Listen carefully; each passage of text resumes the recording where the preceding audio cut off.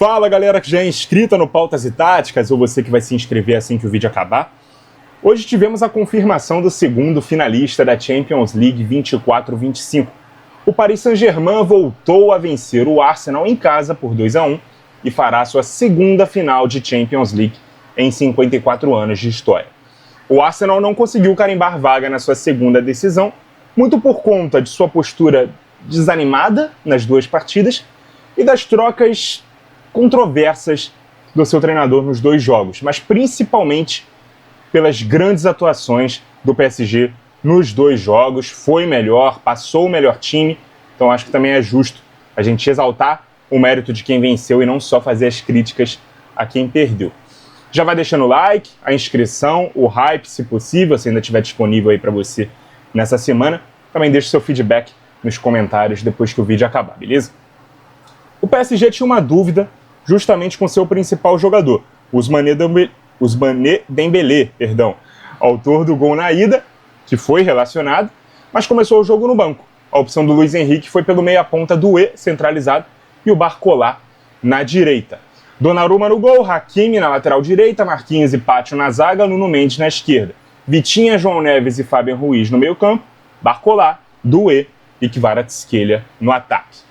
O Arsenal teve o retorno do Thomas Partey, que tanto fez falta na ida, o que fez com que o Trossard fosse para o banco e o Merino retornasse a ser usado como atacante mais avançado. Também houve uma dúvida ali entre quem faria a lateral direita, o Timber ou o Ben White. O holandês iniciou a partida. David Raya no gol, Timber na lateral, Saliba e Kiwior na zaga, Lewis Skelly na esquerda. Partey, Rice e Odegaard no meio campo, Saka, Merino, Gabriel Martinelli no ataque. E foi um primeiro tempo onde o Arsenal prometeu muito, assim como no primeiro jogo, com um ambiente sensacional, que tão logo esfriou, com o gol do PSG aos 4 minutos. E nesse jogo de hoje, o ambiente era totalmente a favor do PSG, que jogava em casa, que tinha vantagem, que fez uma grande festa pré-jogo. Só que a promessa do Arsenal hoje, eu diria que foi com um ímpeto ofensivo, que se não morreu, começou a ficar bem menos intenso ali, logo aos 15 minutos do primeiro tempo. De fato, no primeiro terço do jogo só deu o Arsenal no campo de ataque. Até os 7 já eram pelo menos 3 finalizações perigosas. E na melhor delas, com o Odegaard, o Donnarumma fez uma defesa sensacional. Houve até uma certa preocupação com ele, né? Talvez por ter batido o queixo com força no chão. O goleiro reserva, inclusive, foi para aquecimento, mas tudo certo com o Donnarumma, ele continuou em campo. Mas a partir daí, o PSG, que atacava muito mais em contragolpes, já tinha acertado bola na trave, com o Kvaratskhelia aos 16 minutos. Perdido uma outra grande chance num chute fraco do Doué, e de repente começou a tomar as rédeas da partida. Tomou conta do jogo e fez parecer que era o PSG quem precisava vencer e reverter um resultado negativo na ida. A gente sabe que esse time do PSG é muito ofensivo e jogando em casa seria um cenário normal o técnico Luiz Henrique não mudar a sua maneira de jogar independentemente do cenário que ele estivesse encarando na partida. Seja um jogo de ida 0-0, seja um jogo de volta correndo atrás do prejuízo ou administrando vantagem, seja jogo em casa, jogo fora, o PSG não altera a sua forma de atuar, beleza? Na verdade, esse jogo no seu início me lembrou muito o do PSG contra o Aston Villa, onde o time inglês tinha muito mais posse, muito mais chances, mas nas primeiras estilingadas ali do PSG, ele foi lá e marcou 2 gols. Dessa vez demorou um pouco mais para que a assertividade se fizesse presente, mas foi o PSG que abriu o placar, com o Fabian Ruiz dominando uma bola na entrada da área, um cruzamento que veio ali do lado esquerdo. A defesa tentou afastar, Fabian Ruiz agasalha no peito, bate com força na entrada da área, tem um leve desvio ali, mas sem chances para o goleiro David Raya, 1-0. E aí com 2-0 no agregado, mesmo tendo menos posse, né, 46-54, e tendo finalizado menos do que o Arsenal, foram 10 chutes dos Gunners, sendo 2 no alvo, foi o PSG que não só terminou vencendo a etapa inicial, como também levou mais perigo ao gol com 5 finalizações e exigindo 3 intervenções do Raya. Foi o caso do jogo em que as estatísticas desmentiam as sensações. E eu confesso que, para não ficar uma coisa muito maçante, chata nesse vídeo, eu também não fiquei anotando lance por lance, com o objetivo de fazer uma análise muito mais baseada em impressões do que em fatos, em números, que a gente traz aqui para poder embasar os nossos argumentos, mas a minha intenção aqui não é narrar melhores momentos de um jogo que eu acredito que todo mundo viu.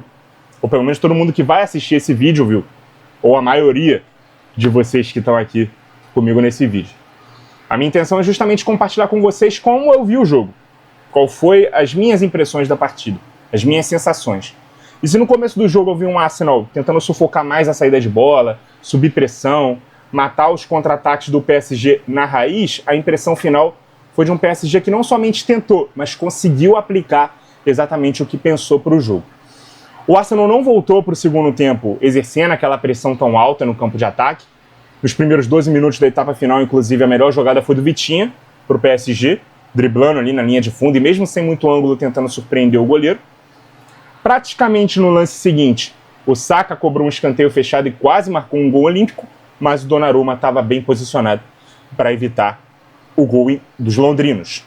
Assim como também estava lá para pegar na ponta dos dedos um chute cruzado, do mesmo Saka, do camisa 7, que iria no ângulo. Defesaça do italiano, que foi fundamental em todos os mata-matas para manter o PSG vivo.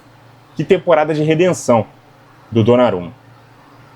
Aos 65, o árbitro vai ao VAR para checar um pênalti do Luiz Skelly, por mão na bola, ali no chute do Hakimi.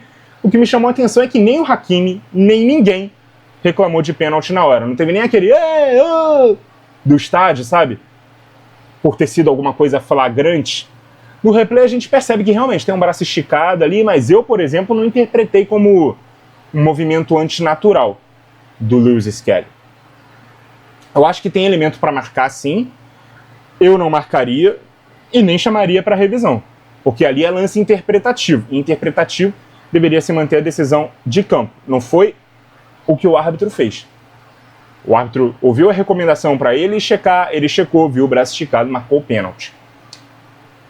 Para mim, VAR só tem que se intrometer e interferir na marcação de campo se for assim, um erro muito crasso. Não foi o caso. Mas Vitinha foi para a bola e tamanha foi a displicência dele na cobrança, desde a corrida, né? Como ele vai se preparar para bater na bola, até a força que ele colocou no chute, que o Raya catou sem muita dificuldade. E aí, na filosofia de VAR, a gente diz que pênalti mal marcado não entra. E eu confesso que eu reproduzi essa frase enquanto eu assisti o jogo. O Arsenal fez 2 alterações. Assim que a penalidade foi apitada, entraram o Calafiori e o Trossard nos lugares do Lewis Skelly e do Martinelli. Mais 2 alterações do Arteta que, assim... uma delas eu não entendi. A outra eu posso até ter entendido, mas eu também desaprovo. Porque o Lewis Skelly, beleza, tem a explicação ali que ele tomou um cartão amarelo, né, depois que o pênalti foi marcado. Mas o Calafiori... ele pode fazer a lateral esquerda, mas ele é um zagueiro de origem. Ele é um jogador menos agressivo. E o Martinelli, essa sim, indefensável, Arteta, porque o Martinelli era um dos melhores do Arsenal em campo, especialmente no primeiro tempo. Era um dos poucos que estava ali tentando alguma coisa. E assim, ele coloca o Trossard, que é um atacante que ele não confia para ser titular, a ponto de improvisar um meio-campista. A ponto de que, não tendo Partey, ele devolve o Merino para a posição de volante, o Trossard joga. Voltando o Partey, o Trossard sai e o Merino volta a ser esse atacante improvisado. É difícil a gente entender a cabeça dos treinadores às vezes. O PSG respondeu com a saída do Barcola e a entrada do Dembélé. E se eu falei sobre filosofia de boteco, toda falta de agressividade é punida. Se você precisa de gol e faz alterações que fazem pouco sentido, pode ter certeza que os deuses do futebol estão assistindo isso e você não vai passar impune. Jogada do Kvaratskhelia pela esquerda, conexão no meio com o Dembélé, que tinha acabado de entrar, só dar ali um totozinho na bola. O Hakimi, aos 71, aparecendo na área como se fosse centroavante, marca o segundo do PSG. E àquela altura o Arsenal, que poderia se beneficiar, quem sabe, de um anímico diferente, a ver se o goleiro defendeu um pênalti, se via menos entusiasmado ainda para tentar correr atrás de um 0-3 em menos de 20 minutos pela frente. Nem mesmo o gol achado do Saka, numa bola longa, né, que achou o Trossard, quem diria, né, que ganhou ali no empurra-empurra com o Marquinhos. Eu fiquei até na dúvida se foi falta ou não, mas a checagem foi bem rápida e eles não deram falta. E aí o Trossard foi para a linha de fundo, cruzou rasteiro, encontrou o Saka ali no primeiro pau à esquerda para diminuir. E nem isso nublou o que foi a atuação decepcionante de um time que precisava de gols e, no entanto, se comportou como quem é vice-líder de um campeonato de pontos corridos já perdido com antecedência. Por acaso, essa é a situação do Arsenal na Premier League. O Luiz Henrique já tinha feito uma alteração de segurar resultado antes do gol sofrido, né? Tinha saído do E e entrou o Lucas Hernandes. Ele foi para a lateral esquerda. O Nuno Mendes foi adiantado como um winger por aquele lado, que Kvaratskhelia ficou junto com o Dembélé na dupla de ataque. E o time passou a jogar ali num 4-4-2.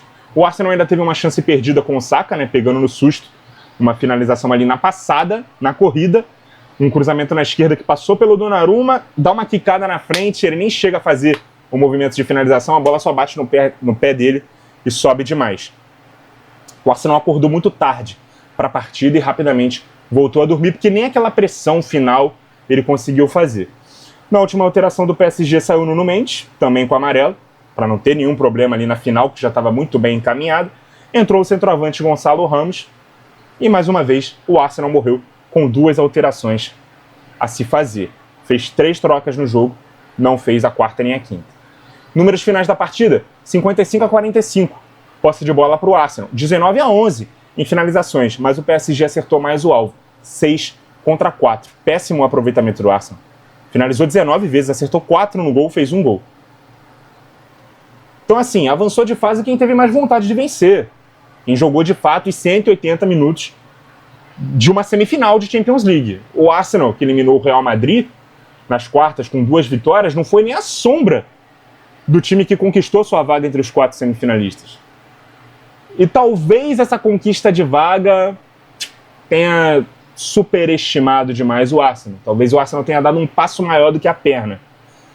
Enquanto que o PSG, que há anos a gente fala que não tinha projeto esportivo, que investia muito mais na grife para atrair holofote, mídias, contratos, torcedores, por que não, e fortalecimento da marca, desde o ano passado o clube entendeu que mais importante que tudo isso era ter um time de futebol qualificado e coletivamente forte. Não que tenha sido um time barato, mas com nenhum jogador ali que se sente maior ou mais importante do que a instituição. Um clube que tem como seu grande nome seu treinador. Treinador que tem o time na palma das mãos. Um time que tem um goleiro que finalmente entrega o que se espera dele, né? O que se esperava dele quando ele foi contratado como o melhor jogador de Eurocopa, como um talento muito precoce de um Milan, que tinha sido campeão com 16 anos na equipe italiana, que não é qualquer equipe. E ele finalmente conseguiu ser decisivo quando exigido. E assim ele foi contra 3 rivais ingleses. E ainda passou por um quarto, né, se a gente for contar o jogo contra o City na fase de liga. Se a gente fala que o Arsenal talvez fosse mais testado por ser um time que tem um cenário de competição semanal muito mais exigente do que a famigerada Ligue 1, dentro da Champions, o PSG teve a sua Premier League particular. Venceu o PSG, passou pelo Liverpool, passou pelo Villa e passou pelo Arsenal. Esse PSG, que também tem laterais que atacam por dentro e por fora o tempo todo, que talvez sejam os dois dos melhores laterais da temporada, o Hakimi e o Nuno Mendes. Tem uma dupla de zaga muito entrosada, o Marquinhos encontrou no pátio um cara que fez, inclusive, ele recuperar o próprio nível. Ele vinha de uma temporada muito ruim e de um início de temporada também muito ruim, que fez, inclusive, muita gente questionar a presença e o merecimento dele nas convocações para a seleção, e ele voltou a ser o Marquinhos que a gente conhece. Tem meio-campistas, né, que percorrem o campo todo durante todo o jogo, em todos os jogos. O Vitinha, o João Neves e o Fabian Ruiz. Um meio-campo sem aquele destruidor e sem aquele camisa 10. Talvez seja um meio-campo com 3 articuladores de passes curtos, bem à moda Barcelona, onde o Luiz Henrique jogou e também foi campeão europeu como treinador. Tem ali no seu ataque um jovem que para muitos era desconhecido, mas que foi uma das maiores surpresas da temporada, que foi o Doué. Um ponta que se reinventou como 9 e é um dos maiores destaques individuais da temporada, que foi o Dembélé. E o melhor dos reforços da janela de inverno, que apesar de ser a estrela de um Napoli campeão italiano improvável há 2 anos, ainda era um discreto georgiano, sem tanta grife, mas muito futebol, que é o Kvaratskhelia, que inclusive, quando não implicou que o Barcola, que jogava ali e já pedia passagem, desde que o time tinha o Mbappé na temporada passada para jogar na ponta esquerda, fosse deslocado para a direita ou às vezes até para o banco de reservas. O PSG se preparou para estar na sua segunda final de Champions da história em 5 temporadas, após ter ido à sua primeira decisão. Não à toa, era o único semifinalista repetido em relação à última edição do torneio. Já o Arsenal, que não jogava uma semifinal desde 2009, talvez não tenha sabido como encarar estar a 2 passos do jogo mais importante da temporada europeia. Na única final que jogou em 2006, perdeu. Não vai ter a chance da sua redenção. O PSG sim, na casa daquele que foi o seu algoz em 2020, contra um adversário diferente, um tricampeão que há 2 temporadas também a marcou um vice. 2 times extremamente coletivos, cada um à sua maneira, 2 trabalhos que merecem todos os aplausos, parabéns aos 2 treinadores, tanto o Luiz Henrique quanto ao Simone Inzaghi. E cara, eu vou dar o parabéns ao Arteta também, porque eu critiquei muito o Arteta nesse vídeo e no último da semifinal, e foram realmente 2 péssimas partidas do treinador, né? Intervenções muito ruins que ele fez, mas apesar de tudo isso, ele também devolveu ao Arsenal a competitividade de ter a oportunidade de brigar novamente por títulos ingleses, ter sido vice-campeão da Premier League 3 anos seguidos, isso não é pouco, e retornar a uma Champions, né? Alcançar um top 4, talvez ainda despreparado em relação a elenco, não fez muitas grandes contratações, não repôs perdas importantes em relação a lesões, precisa ser reforçado para a próxima temporada, e tudo isso mostrou que o Arsenal ainda não tem força suficiente para estar nesse panteão, para se credenciar como um candidato a título europeu. Ainda não é. Mas não é preciso interromper o processo, né? É preciso respeitar o processo. Algo que o PSG finalmente fez, depois de tanto errar, depois de tanto escolher trocar de comandante, ao encarar ali a Champions como único objetivo, sem saber como chegar nesse objetivo. Agora o time parece saber exatamente como fazer. Mas a Inter também merece muito vencer. Infelizmente, alguém vai perder. Muito obrigado a vocês que acompanharam o vídeo até aqui. Continuem ligados no Pautas e Táticas. E até a próxima!